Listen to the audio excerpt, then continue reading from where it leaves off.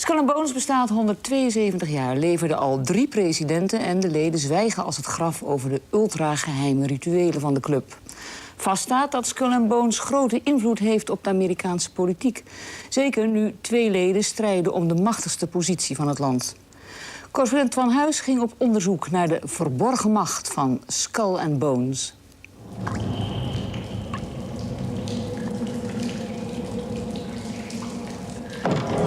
Een fragment uit de film Skulls, de Hollywood-versie van de inwijdingsrituelen van Skull & Bones.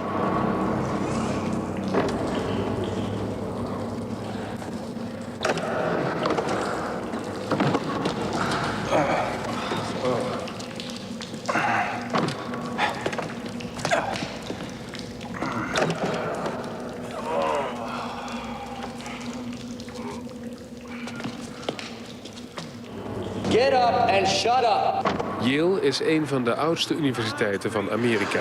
Hier studeerden Bill en Hillary Clinton, president Bush en zijn zoon president George W. Bush en ook presidentskandidaat John Kerry.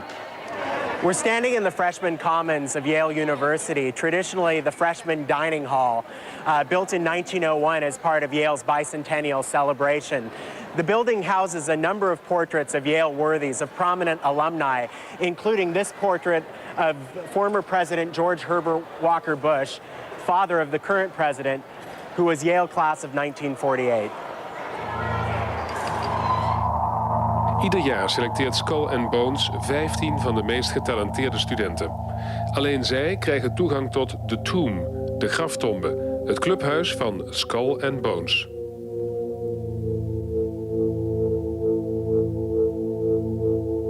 There are a lot of different stories about what goes on inside of the tomb. One account says that every Thursday and Sunday night when members meet, that they're made to lie in a coffin while recounting their life stories, specifically their sexual histories, telling all the most intimate details of their past sexual conquests, loves, and losses. How do you get in here? Only members have the code to get into the doors of Skull & Bones. Can we see? Sure.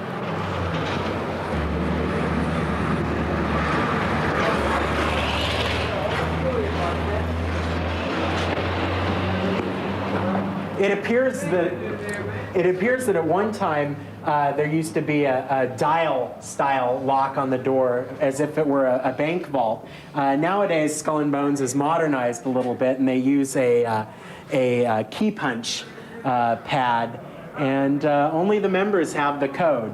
Basically, the tomb decor celebrates death. There are dozens of skulls and skeletons. There's artwork celebrating death. There is a gravestone allegedly stolen from a churchyard in Wrexham, Wales. There are many strange and bizarre items in there.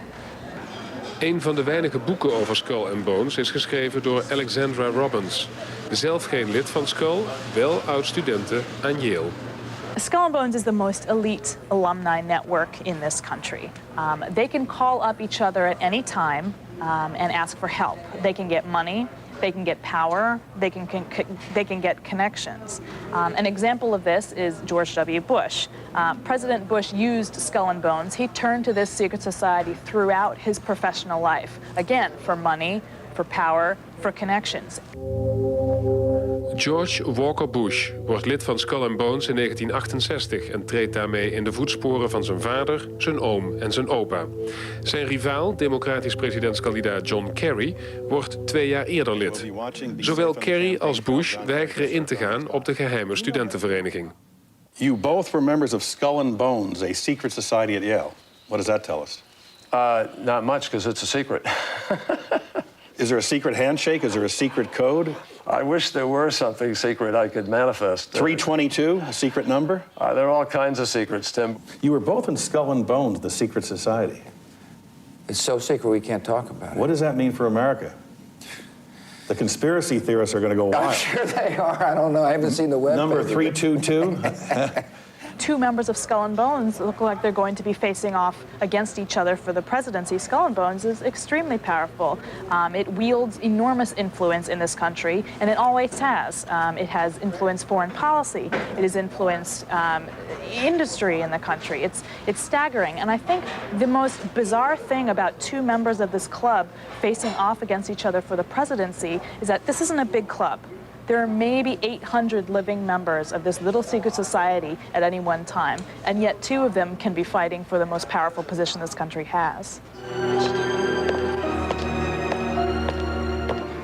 Gentlemen, tonight begins the revealing process, final stage of your admission into the order. Come with us into Liar's Hell.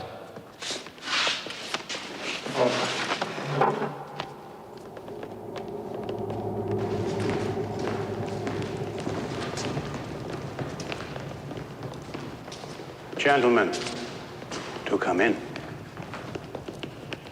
I've heard many conspiracy theories about Skull and Bones' attitude toward war. I don't believe that as an organization they're trying to scuffle up war, but there's certainly questions as to why members like President Bush seem so intent on war when it may not be necessary. Is Skull and Bones inderdaad een machtige club van samenzweerders? De familie Bush maakt in ieder geval maximaal misbruik van de geheime organisatie, zegt schrijver Kevin Phillips, auteur van het boek American Dynasty. I would say that the real parallel, if you were to try to trace a Skull and Bones influence on the Bushes, is that it nurtured their wealth, it helped their financial connections and their governmental connections, and it doubtless has influenced them in a culture of secrecy and not telling the truth. And that is not a good thing to have in the president of a republic like the United States. De familie Bush ziet het Witte Huis als haar paleis en heeft zichzelf gekroond tot koninklijke familie van Amerika, zegt Phillips. You have these ties of the Bushes going back 4 generations to finance, to the oil industry, to the rise of what President Eisenhower called the military-industrial complex, and to the U.S. intelligence community and the government apparatus. And I think this is a dangerous combination, and I think the decline of republicanism in the United States is quite a problem.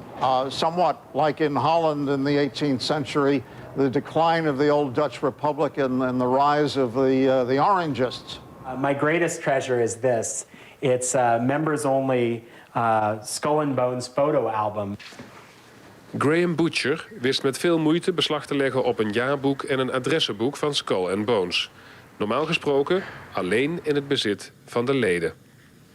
This is what I'd most like to have. This is the Skull and Bones members pin, which is made by Tiffany and Company. And each year, the new members of Skull and Bones receive their membership pin, and they're supposed to wear it on their body at all time. There are stories that members of the Yale swim team who were Bonesmen used to pin their pin to their swim trunks even during competition while they were in the pool.